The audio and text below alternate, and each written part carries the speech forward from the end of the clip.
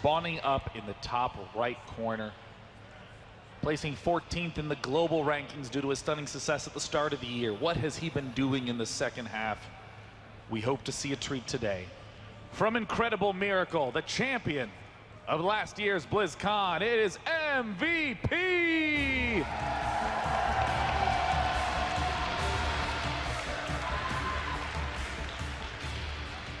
And his opponent, who really doesn't need an introduction, down here is the Blue Zerg playing for Team EG. It is none other than Lee Jaedong!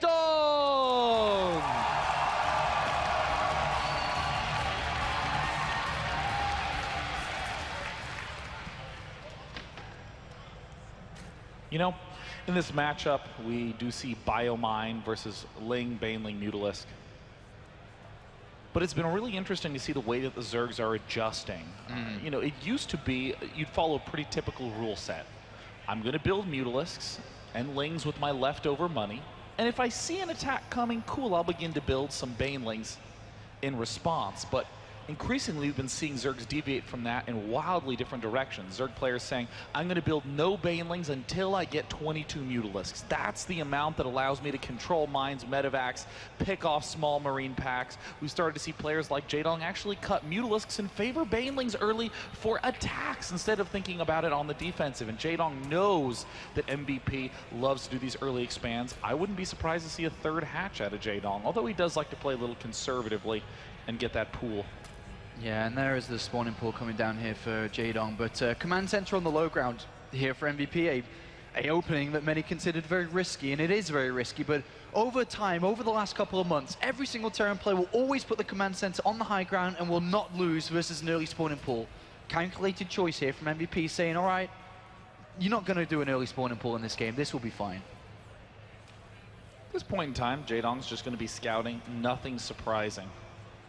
In this matchup, I don't actually think there's very much variation at the start of the game. Really, up until 11, 12 minutes, everyone's doing the same thing. And those things for Terran are 3 command center, double upgrades, and massive biomine production.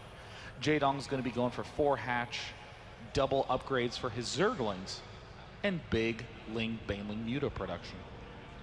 All right, we'll see if that does follow through here in this first game between these two players. Jaedong without the extractor taken yet here, so it does look like he is just going to play a macro-focused game here. Getting his queens up and running, taking his gases, we'll be looking at a third base. He has overlords, or at least one overlord at the time being in position, ready to move in, ready to get that clarification on what MVP will be wanting to do. Jaedong had some pretty heartbreaking games versus Pult at the Season 3 finals. Games where he was in fantastic position and slipped behind, but... Ooh, that was a little bit unfortunate, that SCV. Yeah. Wasn't able to get inside the main base to scout the gases here. But one thing that really stands out, a second gas has been taken here by MVP, and Jaedong has spotted it. I really think we're going to be seeing the style that MVP created a long time ago, which has been starting to get back in to the recent meta game, and that is going to be Hellions and Banshees together. You know, Hellion Banshee is an excellent style. It allows you to have the Hellions for space control, and then the Banshee provides a little bit of extra oomph. Wait a minute, an armory. Wow. Oh my God, are we going to be seeing Hellbat drops, you know? I think we could be seeing Hellbat drops. We also could be seeing Hellbat Marauder. It's another thing that we have seen from MVP in the past here. It depends on if we see a Tech Lab immediately thrown onto that barracks here. But Jaedong spotted the second gas. He knows the likelihood of a Stargate is very high here. But to be able to predict an armory is very difficult. So hard. I mean, you know, this matchup, you even heard me say, we just don't really have variation for the first 11, 12 minutes. And that has been true for about 5, 6 months now, half a year of time of everyone essentially agreeing to do about the same types of things. But MVP doing a great move here. Jaedong's going to be going for a third, because if your opponent's going biomine, he's going to be cutting a hell of a lot of corners to make it succeed. So most Zergs are going to cut equally big corners themselves. Jaedong needs to find out some information with an Overlord, which is going inside the main base. From a second gas here, the 3 options is a Stargate for Banshees, it's going over to Blue Flame Hellions, and the other one is a random off armory here, but he gets no information whatsoever. That was successfully deflected there by MVP.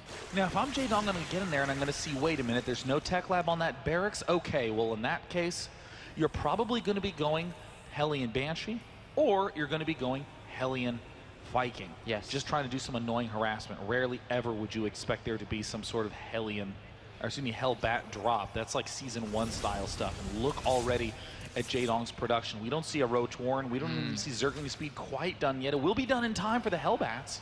MVP is going Hellbat Marauder here, a combination of units that he used a very long time ago here. And I don't know how much practice Jaedong's had against that, but the Hellbat drop, the first one, is on its way out. This will be followed up by a Stim, Medivac, Marauder, Hellbat timing. A very difficult thing to deal with here.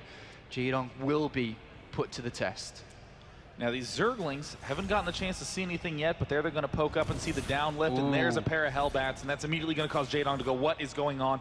Yeah. What is his answer? Instant Baneling Nest. Is there going to be a third hatch? No, he's going to skip that in favor of trying to stay alive and trying to defend, and we even see Spine Crawlers planting as well. All right, well, Jaedong knows exactly what's going on. He sees the drop, he's seen the Marauders as well back at home, and here come the Hellbats. I'm not sure they're going to do that much damage there. There's a full surround by the Zergling, so excellent move from Jaedong, but this is far from over. MVP is only just getting started. It looks like he's going to be trying to apply a pressure to the front. He's getting some reasonable pickoffs, but Jaedong's managed to annihilate every single one of those Hellbats. And here's the push coming at the front. Like you say, it's this very unusual Marauder, Hellbat, Marine shove. And with a couple of scans, he can definitely clean up a lot of those creep tumors, but that's not the goal with this attack. It's going to be to try to kill off absolutely as much as possible. Jaedong identifying what he's playing against, has thrown these two Spine Crawlers down and is pushing this back for now. And with consistent reinforcements coming in from Jaedong, he should be able to keep MVP away. And so far, so good here from the Tyrant. I mean, Jaedong is holding strong, but look at this. The Spire isn't done yet. It's, in fact, only halfway complete. Rest of things being rounded out back home for MVP. We're seeing Barracks Engineering Base, but this push is where Jaedong's attention is going to be focused for the time being. And I think MVP is going to do his trademark move, pulling back carefully, pulling back safely, and trying to attack on a sunnier day. And this is not good at all for MVP. If he doesn't do damage, which he hasn't done yet in this game, he's only just about to finish up with his engineering base. Jaedong has 1-1 completed. Jaedong can research 2-2 here, and he will have a major advantage. A lot of money was invested in this play from MVP. It has not worked. The Spire is finished. Does he have any really anti-air, considering he's been building Marauders and Hellbats in this game? Wow, what an insane play from MVP, and Jaedong's responding reasonably appropriately. He's injecting in his all his hatches, and the big thing that we're seeing absent is that macro hatch, which is, I think, the most important tool to holding off the biomine aggression. Without that extra hatch, I mean, that's basically an extra 12 to 16 Zerglings every minute. All right, well, the turrets are coming in now from MVP, expecting Mulus eventually in this game. He's got 2 Medivacs out now, so if he's able to find some way to deal damage with these 4 Hellbats across 2 Medivacs, then absolutely MVP can start to bring this game equal once again, but for the time being, Jaedong is leading this. But let's find out now, are these double drops going to work? Well, it looks like he's found the drone pack. He's going to try to do a shot. Nope, not going to happen. Mulus arrive immediately, and now MVP is going to be trying to assault into the main base. Well, Medivacs, well, the first one's getting chased out and is destroyed at the north. The south one is now going to enter the main base here. Jaedong's Mulus are far away, but they're just not getting the connections into the drone lines. This is not successful whatsoever here for MVP. Jaedong is expanding into this aggression. He's saying, yeah, there's really no threat here at all, so why would I be concerned? Let me just expand right away and exploit the fact that you, Terran, spent so much money on Hellbats, there's no way you have enough to support Bio. I don't even know if Combat Shield is done at this point in time. I cannot stress how well Jaedong is playing at this point in time. He's deflected everything. He's got his creep spread going. He's got a fantastic Overlord spread. He's got map control. He knows that his opponent is just now about to expand. He's got a 4th base coming down. He's going to be able to start to increase his army size. MVP really needs to start to find a way to build an army, to find a way to slow Jaedong down. Otherwise, this game's going to start to get out of control. Now, in terms of how do you deal with this army out of MVP, well, MVP actually just needs to begin attacking soon. He doesn't have a lot of mines. He's not going to be as strong against Mutalisk. He's not going to be as strong against zoning Mutalisk. In fact, Banelings are going to be one of the bigger problems for MVP in this spot. So the only way he can really engage is if he keeps the Baneling and the Zergling, or excuse me, the Baneling and the Mutalisk count low. Yeah, but I mean, he needs to start dropping. He needs to start to find a way. Right now, Jaedong is mining from a 4th base. With the amount of gas and minerals that he's going to start to invest from this 4th base, or really gather then invest from this 4th base, he's going to have way too many Mutalisks, way too many Banelings. He can start to look to move over towards the 5th base. But for the time being, here's MVP's push. His macro, by the way, has been absolutely fantastic. Somehow, some way, he is up to 178 supply. And that is a large army that he has built throughout all of this. The upgrades aren't quite there yet. Jaedong will have 2-2, but will Jaedong find the right fight here? There's the scan. Jaedong has to retreat now. He's got to get into a key position. With those early 4 queens, his creep spread is there. And we're seeing MVP yet again play extremely cautiously, pulling back, making sure there's no threats to these bases. Somehow getting maxed in the midst of all this. MVP has been so on point. There's a key timing that Jaedong's missing, which is the timing to hive. Right now is when he prepared, but look at these little counterattacks from Jaedong. This is what makes his TVZ so potent. He's got to be careful because obviously the MVP has not stopped building Hellbats in this game. There's 16 of them. The Baneling connections need to be good here because Zerglings will not cut it enough. Jaedong's going to come in. It is.